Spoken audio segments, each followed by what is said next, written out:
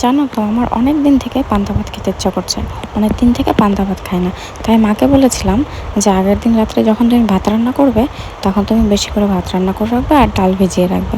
আমি কালকে সকালে পান্তা ভাত খাবো বড়া দিয়ে। তো সেই রকম আমি মা উঠে গেছি, উঠে দেখি মা জমিতে চলে গেছে আর আমি এদিকে বড়া ভাজা শুরু করে দিয়েছি। ডালের বড়া দিয়ে পান্তা ভাত খাবো। আর ডালের বড়া দিয়ে পান্তা ভাত খেতে তোমরা কে কে ভালোবাসো? আমার কিন্তু ভীষণ ভালো লাগে।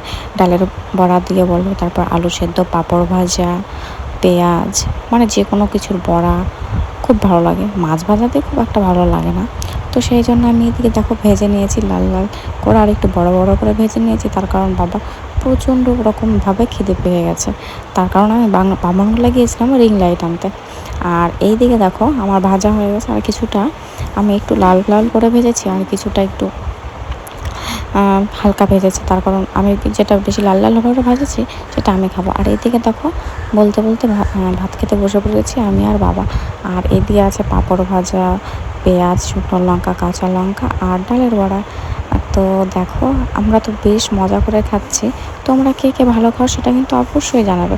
তারপর আমি চলে গিয়েছি মাকে ডাকতে, কারণ মা সেই সকালে গিয়েছে আর আসেনি। আর এইদিকে দেখো আখের জমিগুলো কত সুন্দর লাগছে।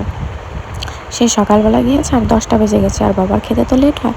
তাই ভাবলাম এসেই থালা বাসনগুলো ধুয়ে নেব। আর এইদিকে দেখো আমাদের আখের জমি, দেখতে কত সুন্দর হয়েছে। আখগুলো এখন আমাদের বড় হয়নি, এই জায়গায় কাছ থেকে দেখো। আর এইদিকে দেখো আমি আমার মাকে কি বলছি সেটা একটু শোনো, আর মা আমাকে কি বলছে সেটাও একটু শোনো। মা, চ ভাত খাবো না।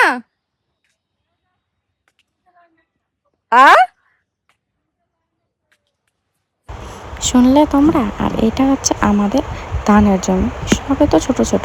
তারপরে বাড়িতে এসে আমি একটু জোয়ান খেলাম আর বাবাকেও একটু জোয়ান খাইয়ে দিলাম। তারপরে আমি ভাবলাম বসে থাকবো কেন, বাসনগুলো ধুয়ে ফেলি। প্রচণ্ড মেঘ করেছে, যখন তখন বৃষ্টি চলে আসতে পারে। আর বৃষ্টির মধ্যে আমার একদমই ভালো লাগে না। আর মা আর কত দিক করবে বলো? সবটাই যদি মা দেখে তাহলে মা আমাকে কষ্ট করে জন্ম দিল বা কেন, আর বড়ই বা করলো কেন, যদি মাকে একটু সাহায্যই না করতে পারি। তো যাই হোক, মা যেহেতু জমিরটা মাঝে মধ্যে করে আর আমাকেও বাড়িরটা করতে হবে। আর যখন দুজনেই জমিরটা করি তখন বাড়িরটাও দুজন মিলেই করি। আর তারপরে আমি যখন ঘুমিয়েছিলাম এসে দেখি মা স্নান টান করে একটা আনারস ছিল, সেই আনারসটা কেটে রেখেছে। আর আমি খেতে বসে গেছি আনারসটা। তো আনারস খেতে তোমরা কে কে পছন্দ করো কমেন্টে জানাবে। হ্যাঁ, আমি কিন্তু বেশ ভালো খাই, কিন্তু আমাদের এখানে প্রচণ্ড দাম। একটা আনারসের দাম 60 টাকা, ভাবতে পারছো? আর এইদিকে তারপরে আমি বাইরে দাঁড়িয়ে আছি, তো বাবা আমাকে বলছে আয়ুষ্মানের ফর্ম কি কেআইসি হচ্ছে।